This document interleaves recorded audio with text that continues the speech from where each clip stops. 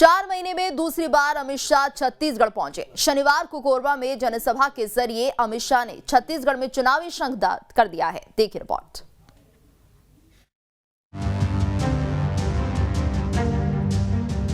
छत्तीसगढ़ में शाह की हुंकार।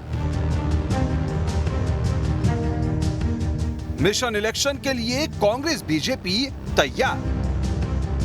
जी हां, 2023 छत्तीसगढ़ के लिए चुनावी साल है, क्योंकि साल के आखिर में यहां विधानसभा चुनाव होने हैं। लिहाजा नए साल के साथ ही चुनावी तैयारियों का आगाज हो चुका है। पहले ये दो तस्वीरें देखिए।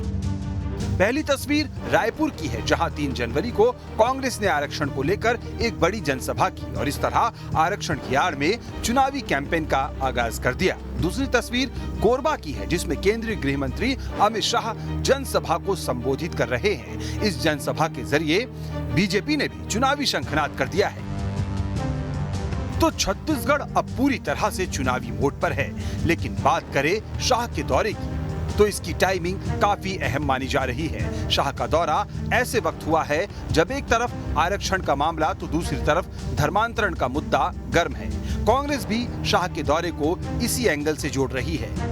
मैं पहले ही कहा कि वो लोकसभा की तैयारी के हिसाब से वो आ रहे हैं, विधानसभा के हिसाब से तो नहीं दिखाई दे रहा है। भारतीय जनता पार्टी और दूसरे उनके अनुषंगिक संगठन जरूर प्रदेश के हिसाब से उन्होंने फोकस किया है और उन्होंने 2 मुद्दे जो उनके बहुत प्रिय मुद्दे हैं, धर्मांतरण और सांप्रदायिकता, उसी को लेके चल रहे हैं और उसकी उनमें मास्टरी है।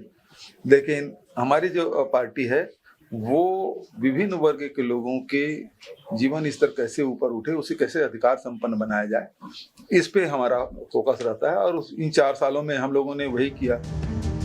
तो कांग्रेस अमित शाह के दौरे को पोलराइजेशन की पॉलिटिक्स बता रही है, लेकिन अमित शाह का क्या कहना है ये सुनिए।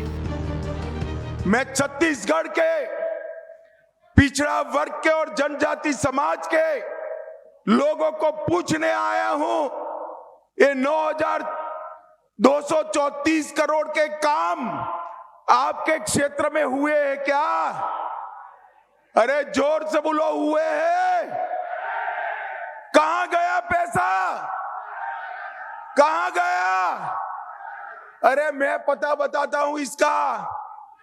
बघेल सरकार बनने के पहले स्कूटी चलाते होंगे, अभी वो 4-4 कंगन वाली गाड़ी आती है ना, क्या कहता है उसको? औड़ी औड़ी आती आई है ना, उसके घर के सामने औड़ी मिलेगी। बहरहाल शाह के दौरे से चुनावी शंखनाद की बात तो साफ हो गई, लेकिन छत्तीसगढ़ में बीजेपी का चुनावी शंखनाद शाह के जरिए ही क्यों? ये वो सवाल है जो अपने साथ कई और सवाल भी खड़े कर रहा है। मसलन, क्या चुनाव की कमान अब बीजेपी आला कमान के पास रहेगी? छत्तीसगढ़ के स्थानीय चेहरों के बजाय अब दिल्ली का दखल रहेगा? क्या ब्रांड भूपेश के मुकाबले के लिए बीजेपी आला कमान को छत्तीसगढ़ बीजेपी के स्थानीय चेहरों पर भरोसा नहीं है? तो ये वो सवाल हैं जो पिछले कई दिनों से उठ रहे हैं, क्योंकि पिछले 1 साल से छत्तीसगढ़ में केंद्रीय नेताओं की आवाजाही बढ़ी हुई है। पिछले साल सितंबर में बीजेपी अध्यक्ष जेपी नड्डा भी छत्तीसगढ़ आए थे और रायपुर में उन्होंने रोड शो किया था।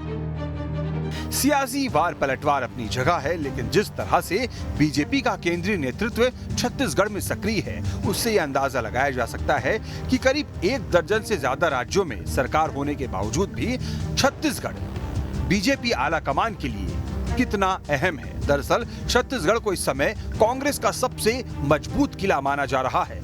लिहाजा कांग्रेस के सबसे मजबूत किले को 2023 में भेद कर बीजेपी 2024 में बड़ा संदेश देना चाहती है।